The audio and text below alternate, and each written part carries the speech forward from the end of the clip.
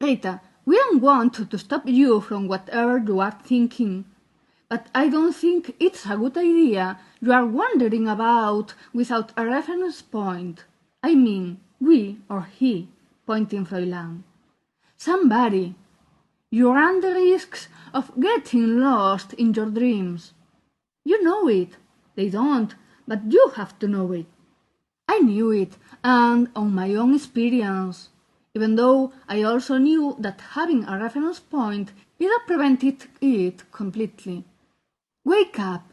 Wake up! Priscilla shouted in low, with peaceful voice. Wake up! My parents, I knew they once were there. My grandfather didn't talk too much. He didn't say a word, but I felt them close. Maybe it was true they had abandoned me, although I never felt that way. Grandpa's silence didn't let me answer the kids' question at school. Either cleared my teenager's doubts, nor, of course, explained my dreams. I didn't suppose it was weird. I thought they were one of those physiological reactions one never talks about in public. We lived far from the stone houses, near from the center, on the last floor of a small building between supermarkets and the small car's garage. My grandfather worked on the first floor. He assembled parts for the toy store. He didn't make toys. He only completed ones not so old, with parts of the brokens that they couldn't sell however much desperate we were to buy. There weren't any picture, nor my parents, nor my grandmother, and if there were more siblings or wives or husbands, they hadn't been portrayed on that walls, or in the photo albums, or nowhere but my grandfather's mind and my vague memories. Wake up, Priscilla insisted. I didn't have to tell anybody about the dreams to realize that I shouldn't. I dreamt it. I dreamt about Priscilla without knowing who she was. We worked for the same company, not in the same place. I recognized her voice without having heard it before. For goodness sake, wake up! She shouted in low. Maybe it was a coincidence, even though we like to say it was destiny. She called to ask for a pair of missing trousers she supposed they had brought to us by mistake. Nobody had ever worried about those things. We used to fulfill a form that ended dismissing the person that had put their foot in it. The shop manager told me to take the trousers to the other shop with certain contempt. What was the point of worrying so much for a garment? I liked dreaming. I looked at the horizon with homesickness of the beyond the line. I suppose that was the longing that let me wake up in the mornings. My grandpa knew it.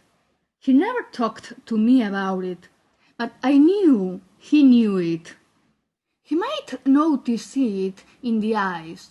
It clashed the moment of highest gloominess with an odd toy he had done with the rejected parts of the broken toys he had to use. Toys were colored in the inside. When I faced her, I felt the same he had felt arriving in the stone houses. The same I felt at home with Grandpa. The same we all felt. I felt I had arrived home. "Oh, fine, thanks," he said, taking the trousers and making me a gesture to leave. I left, but I didn't forget that feeling.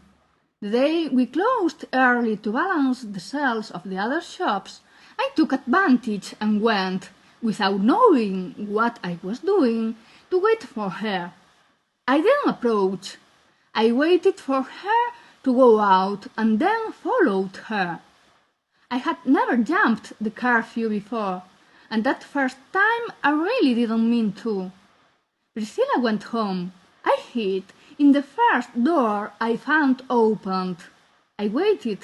Not to anything happened, but to decide to go in. I couldn't make up my mind.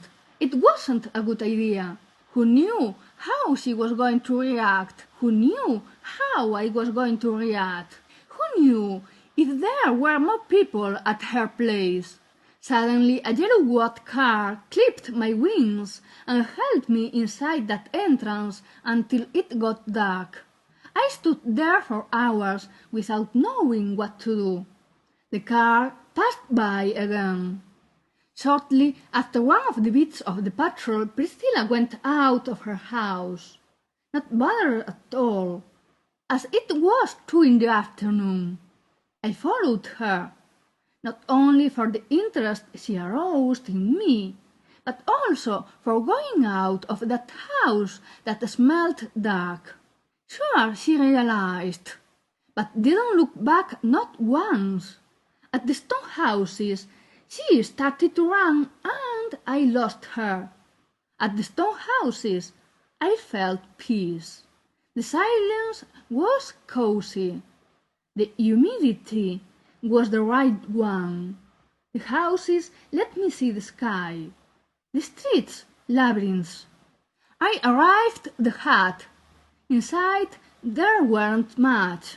I was tired. I felt tired. I fell asleep over the table. I dreamt I could fly. You have to wake up, Priscilla insisted in low voice.